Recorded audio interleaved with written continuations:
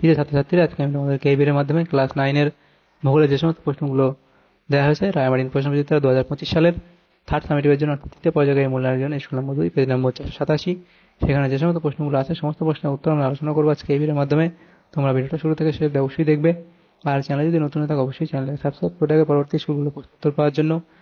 এবং এর আগের যে স্কুলটা ছিল সেটার প্রশ্ন উত্তর আমরা আলোচনা করে দিয়েছি, তোমরা প্লেলিস্ট থেকে সেই প্রশ্ন উত্তরগুলো পেয়ে যাবে, সেখান থেকে সেই প্রশ্ন উত্তরগুলো অবশ্যই তোমরা দেখে নিও। তো এখানে দেখো আজকে যে প্রশ্নগুলো আলোচনা করবো এই প্রশ্ন উত্তরের পিডিএফ তোমরা পরবর্তীতে আমাদের টেলিগ্রাম চ্যানেল থেকে পেয়ে যাবে। ডেসক্রিপশনে আমাদের টেলিগ্রাম চ্যানেলের লিঙ্ক দেওয়া আছে, সেখানে তোমরা যুক্ত হতে পারো। 2 নম্বর স্কুল, সেখানে বিভাগ ক, সেখানে দেখো যে প্রশ্নগুলো আছে, এখানে আমাদের 14টা প্রশ্ন আছে। 1 নম্বরের প্রশ্ন, একের দাগে কি বলা হয়েছে যে সঠিক উত্তরটি নির্বাচন করে লেখো। একের দাগের একের প্রশ্ন, প্রদত্ত কোন শহরে পৃথিবীর আবর্তন বেগ কম? প্রদত্ত কোন শহরে পৃথিবীর আবর্তন বেগ কম, সেটা লিখবে অপশন বি, অর্থাৎ শ্রীনগর। 2 নম্বর প্রশ্ন কি বলা হয়েছে, কোন স্থানের দ্রাঘিমা 60 ডিগ্রি পূর্ব হলে তার প্রতিবাদ স্থানের দ্রাঘিমা হবে 120 ডিগ্রি পশ্চিম।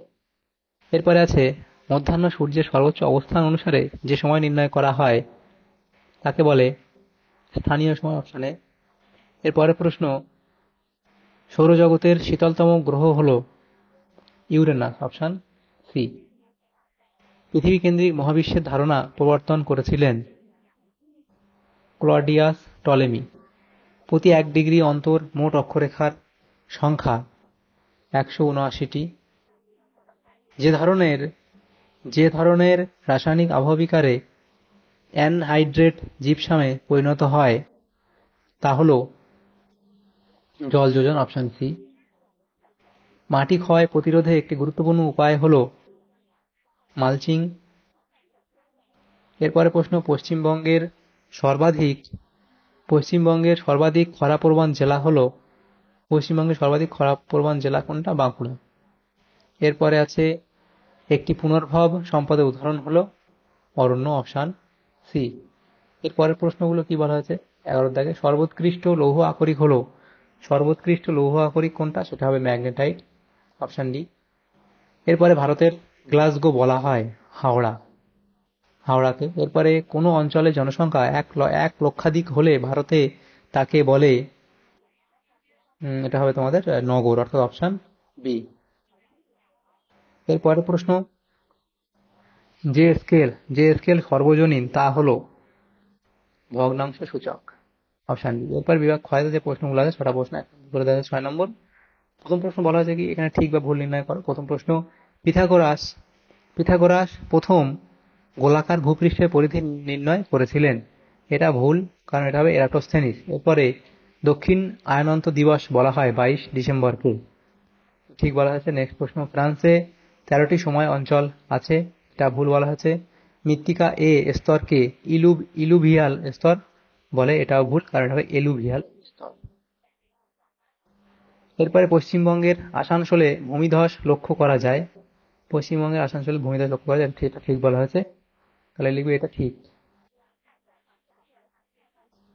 এরপরে ছত্তিশগড়ের তাতাপানিতে বায়ুশক্তি উৎপাদন কেন্দ্র গড়ে উঠেছে, এটা ভুল বলা হয়েছে। নেক্সট প্রশ্ন, ভারতের প্রথম কার্বাস বয়ন শিল্প কেন্দ্রটি 1818 সালে ঘুষুড়িতে গড়ে উঠেছিল, এটাও ঠিক বলা হয়েছে। তাহলে এখানে ঠিক ভুলগুলো হয়ে গেল। এরপরে এর দাগে ঠিক ভুল হলো। বিয়ের দাগে কি বলা হয়েছে, শূন্যস্থান পূরণ করো। প্রথম প্রশ্ন, পৃথিবীর পরিধি প্রায় ড্যাশ কিমি? পৃথিবীর পরিধি প্রায় ড্যাশ কিমি, কি লিখবে? পৃথিবীর পরিধি প্রায় 70,000 কিমি। এরপর দ্বিতীয় প্রশ্ন কি বলা হয়েছে, ড্যাশ গ্রহের আবর্তনকালের সময় সব থেকে বেশি, তাহলে কি লিখবে? এটা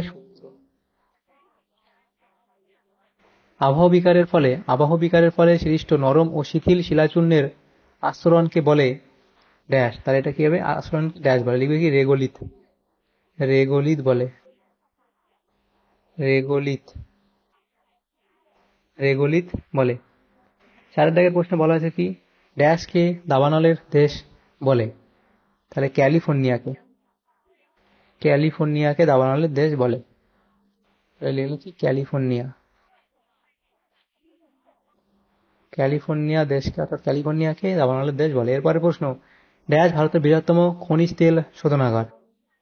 তাহলে হবে জামনগর। জামনগর। এরপরে আউশ ধান ড্যাশ শস্যের উদাহরণ। তাহলে আউশ ধান কি হবে? জাইদ শস্যের উদাহরণ। এরপরের যে প্রশ্ন সেটা কি বলা যায়? পরের প্রশ্ন, ন্যাটমো ভারতের ড্যাশ মানচিত্র প্রকাশ করে। লিখবে বিষয় ভিত্তিক মানচিত্র প্রকাশ করে।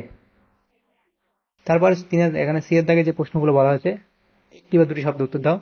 প্রথম প্রশ্ন, 16 দিন অপেক্ষা নক্ষত্র দিনের সময় কতটা কম? তাহলে সেটা লিখবে কি? 3 মিনিট 56 সেকেন্ড।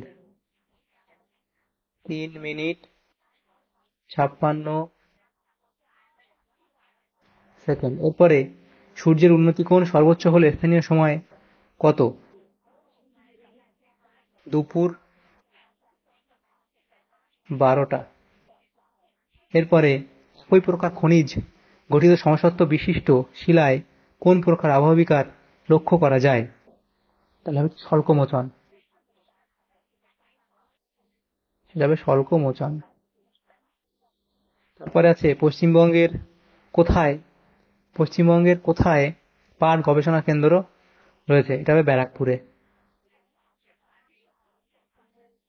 ব্যারাকপুরে। এবার পাশের দাগের প্রশ্ন, কোন শিল্পকে সকল শিল্পের মূল বলা হয়? তাহলে হবে লৌহ ইস্পাত। লৌহ ইস্পাত। লৌহ ইস্পাত শিল্পকে। পশ্চিমবঙ্গের কোথায় ডেয়ারি শিল্পকেন্দ্র গড়ে উঠেছে? দেখবে ডানকুনি। ডানকুনি। পশ্চিমবঙ্গের কোথায় উষ্ণ প্রস্রবণ রয়েছে? যাবে বক্রেশ্বরে। বক্রেশ্বরে। 14 ব্যারোমিটারে কোন স্কেল ব্যবহৃত হয়? এটা ভার্নিয়ার স্কেল। Vernier scale. তাহলে এখানে এই প্রশ্নগুলো হলো গ্রুপ সি। এরপরে ডি এর দাগে আছে কি? কয়স্তম সঙ্গে ক্ষয়স্তম মেলাও। 3 জানুয়ারি।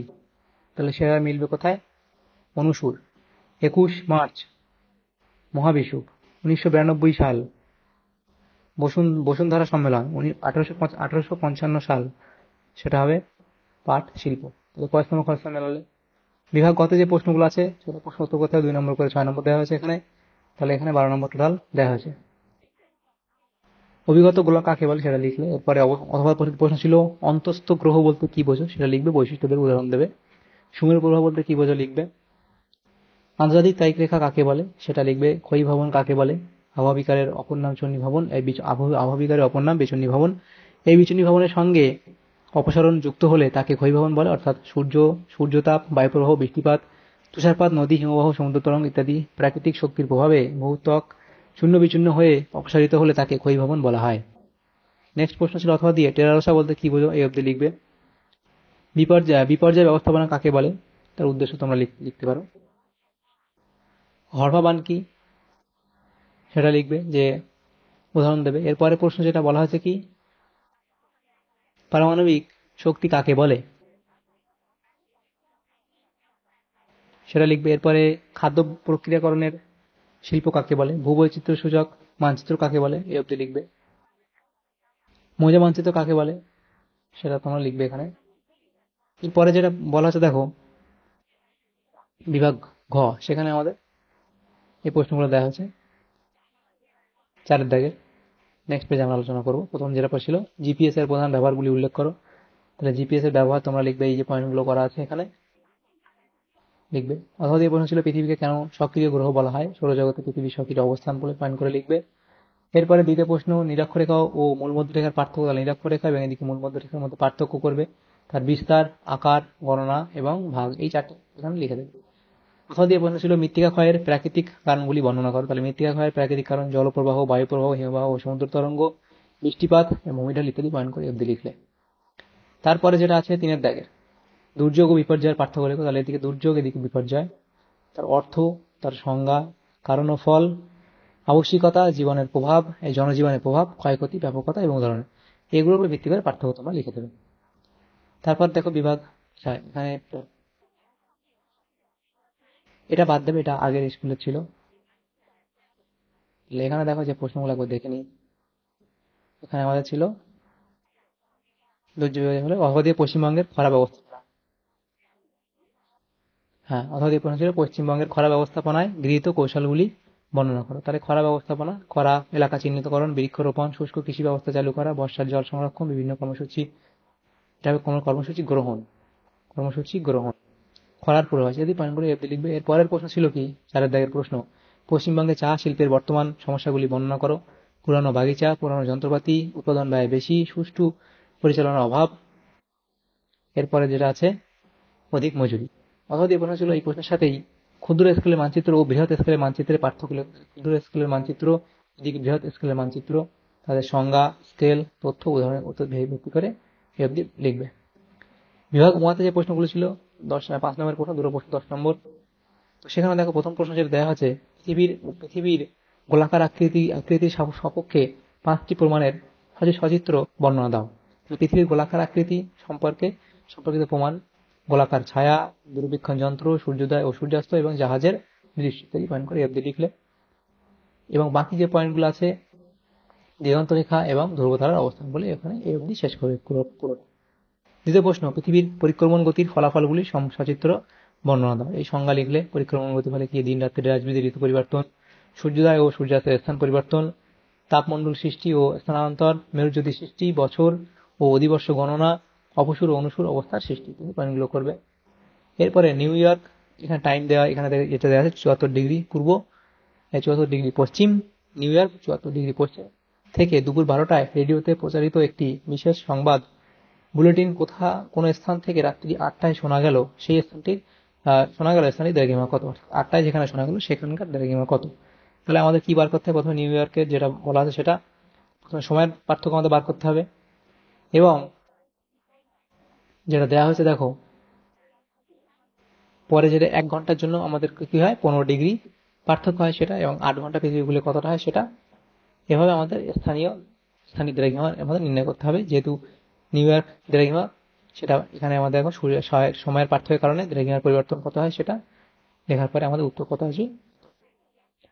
পরে 4 দাগের উদাহরণসহ বিভিন্ন প্রকার রাসায়নিক আবহবিকারের বর্ণনা দাও। তার লিখলে জারণ, তার সংজ্ঞা, প্রক্রিয়া, অঙ্গার যোজন, জল যোজন, আদ্র বিশ্লেষণ এবং দ্রবণ ইত্যাদিগুলো লিখলে।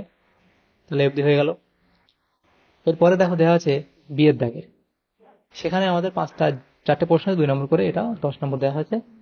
আমাদের দুটো প্রশ্ন উত্তর করতে হবে। প্রথম প্রশ্ন কি, ভারতের কয়লা বন্টন বর্ণনা করো। ছত্তিশগড় প্রথম স্থানাধিকারী এবং তার উত্তোলক অঞ্চল সেটা লিখলে। কতটা উত্তোলন করা হয় সেটা লিখলে। এভাবে প্রত্যেকটা ঝাড়খণ্ড, ওড়িশা, মধ্যপ্রদেশ, অন্ধ্রপ্রদেশ, অন্যান্য এভাবে লিখবে। নেক্সট প্রশ্ন, পশ্চিমবঙ্গে ধান চাষের অনুকূল প্রাকৃতিক পরিবেশ বর্ণনা করো। তাহলে অনুকূল প্রাকৃতিক পরিবেশের মধ্যে জলবায়ু, সেখানে এটা লিখবে উষ্ণতা, বৃষ্টিপাত, আর্দ্রতা এবং ভূমি প্রকৃতি, মৃত্তিকা করে লিখবে। 3 দাগের প্রশ্ন, দুর্গাপুরে লৌহ ইস্পাত শিল্পকেন্দ্র গড়ে ওঠার কারণগুলি বর্ণনা করো। 1 নম্বর আকরিক লোহার সান্নিধ্য, এখানে লিখবে। তারপর লিখবে আকরিক লোহার সান্নিধ্য, কয়লার প্রাপ্তি, চুনাপাথর ডলোমাইট এবং ম্যাঙ্গানিজের যোগান, এটা লিখবে। এবং কমা লিখলে চুনাপাথর, ডলোমাইট, ম্যাঙ্গানিজের যোগান। আর লিখবে এটা হবে জলের যোগান, ঠিক আছে, স্পেলিং ঠিক করে, জলের যোগান, বিদ্যুৎ শক্তির প্রাচুর্য, বিদ্যুৎ শক্তি, এখানে স্পেলিং ঠিক করে নিও, বিদ্যুৎ শক্তির প্রাচুর্য। সুলভ শ্রমিক, বন্দরের নৈকট্য, উন্নত পরিবহন ব্যবস্থা, চাহিদা ও বাজার ইত্যাদি পয়েন্ট করে অবধি লিখবে। তারপর 4 দাগে বলা আছে পশ্চিমবঙ্গে পর্যটন শিল্পকেন্দ্র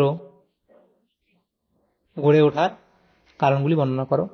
পর্যটন শিল্প লিখলে। তারপর উন্নতির কারণ কি, ভৌগোলিক অবস্থান, যোগাযোগের সুবিধা, বন্দরের সুবিধা, টেলি পরিষেবা, হোটেল পরিষেবা, ভ্রমণ সংস্থা, কম খরচ, পানীয় জল, বিনিয়োগ এবং রকমারি পর্যটন ইত্যাদি পয়েন্ট করে অবধি লিখবে। তাহলে আমাদের এখানে যে প্রশ্নগুলো ছিল দেখো, ক্লাস 9 ভূগোলের যে প্রশ্নগুলো ছিল 2 নম্বর স্কুলের, সমস্ত প্রশ্ন উত্তর আমরা আলোচনা করলাম এই 3rd সামেটিভের। তোমাদের যদি সামান্যতম উপকার এসে থাকে ভিডিওটা, অবশ্যই লাইক করবে, বেশি বেশি করে বন্ধুদের সাথে শেয়ার করবে। আর পরবর্তী স্কুলগুলো প্রশ্ন উত্তর পাওয়ার জন্য অবশ্যই তোমরা আমাদের চ্যানেল সাবস্ক্রাইব করে রাখবে। Thanks for watching.